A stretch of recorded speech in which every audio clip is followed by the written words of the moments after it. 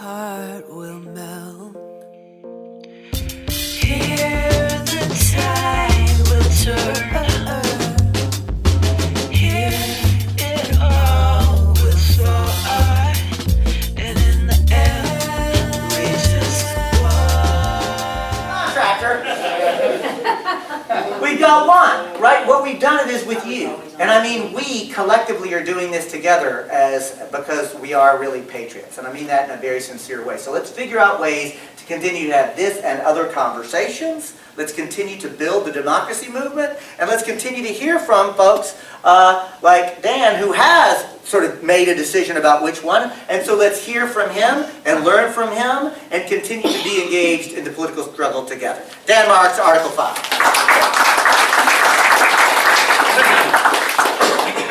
Aloha. I'm Dan Marks. I'm with ArticleV.org.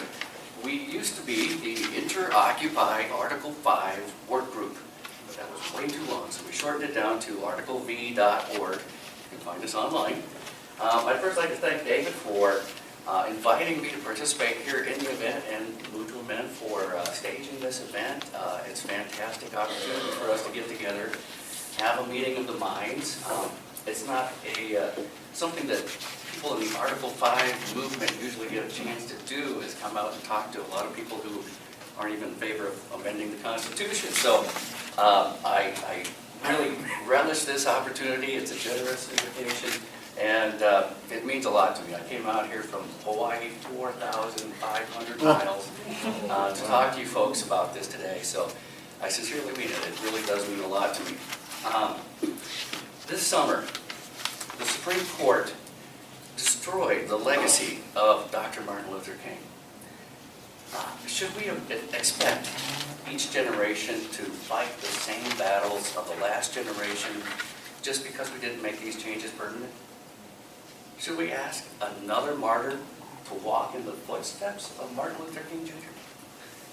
We need to come to grips with the utter futility of our current methods to put this government on the right track. We have become serfs of a corporate oligarchy. You can break this down into 4 points: the problem, the solution, the method, and the conclusion that you're going to draw from it. First, the problem. Our government is broken. We know this. We wouldn't be here if we didn't know this. Our government cannot pay its own bills or pass meaningful legislation that does any of us any darn good. Our people are getting spied on, walked on, probed, and sprayed like bugs. We are ruled by the government. We are not represented by our government. Alexander Hamilton wrote, "As riches increase and accumulate in few hands, as luxury prevails in society, virtue will be in greater degree considered as only a graceful appendage of wealth, and the tendency of things will be to depart from the Republican standard. It is a common misfortune that awaits our Constitution as well as all others." Our forefathers knew that our constitutions were doomed, and now our coin-operated government is giving us more inaction in a prolonged economic and environmental crisis that seems to have no end. We have wars to defend our freedom, where violating our civil rights is a central part of it. The solution: we the people are the answer. Do not look to the President, to Congress, but certainly not the Supreme Court to guide us out of the darkness. It is beyond all of them. There is something special going on in the world today that is beyond political. It is evolutionary and it is spiritual. I believe we are in a period of human history that will be called the peaceful revolution. Our postmodern dark age is subsiding. We will need to sort out who we are as human beings in our relationship to a rapidly expanding knowledge of our universe, technology, and this great newfound social connectivity we have with each other.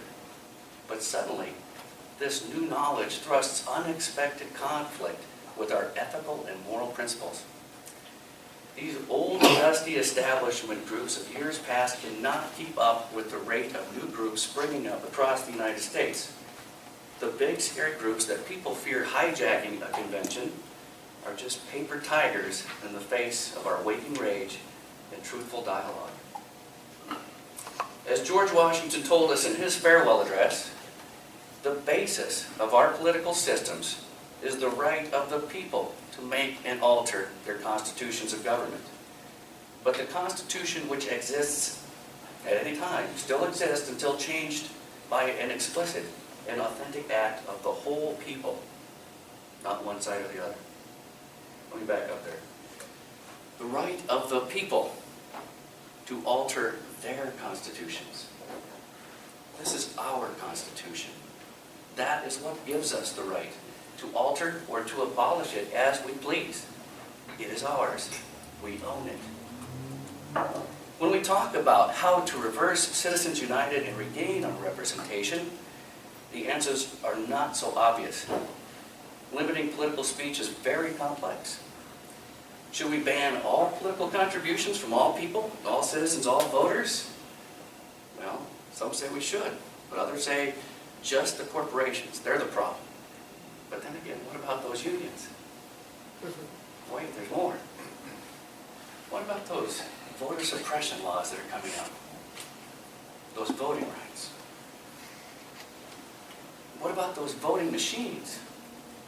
We all know that they're insecure, yet the people who spend record amounts of money to gain those votes won't do anything about that problem.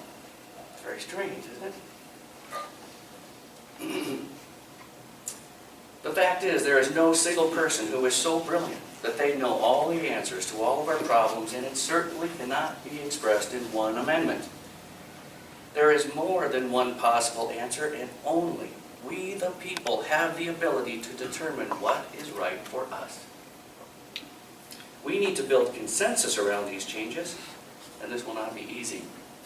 Yet we cannot avoid the heavy lifting when our current situation is so unsustainable and destructive. We certainly cannot shy away from uncertainty. The method in Article 5 conventions propose amendments. For those that have been educated about this method to circumvent Congress at such a time as this, most would say that this option is unattainable. Sure, we have a convention clause in our Constitution, but we have never used it before, so it'll never happen, right? Wrong. We need to be tenacious.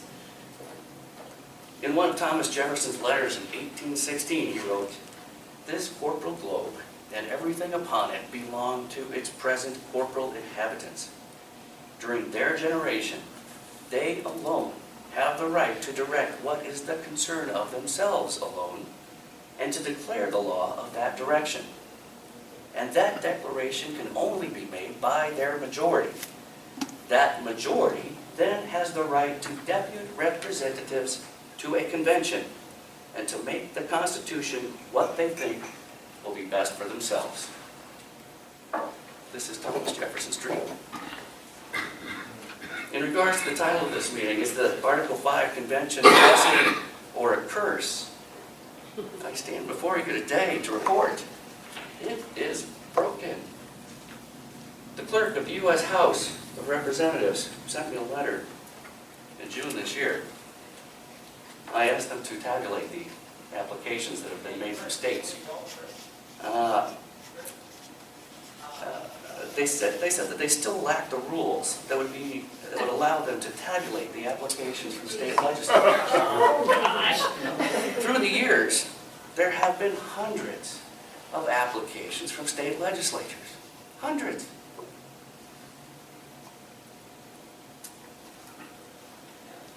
Those of us in the group articlev.org are determined to make Congress count any of these hundreds of applications for the first time in U.S. history.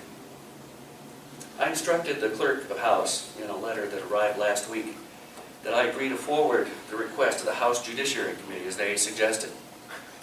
I also added, since the letter you sent also reveals that Congress never counted any of the applications that date back to 1789, and as recent as 2013. It is possible that the answer may reveal an ongoing obstruction of a peremptory constitutional process. Because of this, I would ask you to officially notify the President and Vice President of the United States as Chief Enforcement Officers of the Constitution. I believe their awareness of this situation is required. Really? Bravo.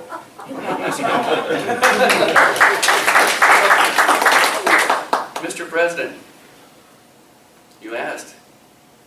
We do not trust the government. And we do have a problem right here. Article 5 convention process is how our forefathers planned to ensure that the result of their work was better than what they started with, and that the people would continue to have a voice in shaping the direction of that government. Democracy demands our participation, because the best thing is, our Constitution isn't finished yet. Conclusion. An era of healing must begin. Just because we assemble in a convention does not mean we are guaranteed success. We need to put aside our differences and come together as a nation. There will be no progress if the convention is a single issue or binary type of convention whose outcome is determined by how many of one side populate the assembly. It won't be productive because it will be opposition getting ratified by 38 states. It only takes 13 states for the losing side to kill any idea that they don't like. To pass anything will require the consent of those we usually do battle with, or it's not going anywhere. The people need to understand that those who are people that are in the same groups are still different from each other. And when we peel back those layers of differences, what remains is America. Those candidates for delegate who cannot put the nation's interest before the needs of their groups will not find their way in the door. An open convention will produce a variety of participants. And out of what might seem like chaos is going to come consensus on many basic, fundamental ideas. We're brothers. We're friends. We're all patriots here. When was the last time you ever heard a politician refer to America as a melting pot?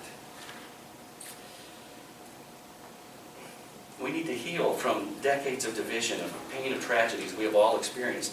We need to work together to make this world merely livable for our grandchildren and their kids. Iceland showed the world that we can have a transparent convention and allow the people to crowdsource ideas online with delegates in real time. Now Italy and other European countries are getting ready to do the same. That's what we're doing at our website, articleb.org, as well. The real dilemma of an Article 5 convention is that people don't think they need an Article 5 convention until things get really, really, really, really bad. But the worse things get, the more people shove their heads deeper into the sand. It's a psychological defense that we all have, that we will deny that there's a flood coming until we see that water right in front of us. But by then it's too late. We might be too late already. America's lost dignity in recent years, and we are not the same nation we once were. But damn it, we are not helpless. Our right to alter and abolish is always our right. It doesn't come and go every 250 years. It is not rhetoric. It is an unalienable right. And I intend to use that right. Logic dictates if we cannot amend, we must abolish. I don't want to do that. That is why we demand our convention now. I hope Washington, D.C. hears us loud and clear. I think we have all had just about enough of all of this. And I know what a lot of you are probably thinking. At some point, it's time to grab the pitchforks and charge up the Capitol steps. The thing is an evolved democracy is not going to arrive by violent means. The people are becoming aware of their own authority. It's beautiful. Again, I'd like to thank Dave for letting me come out and speak to you folks here today.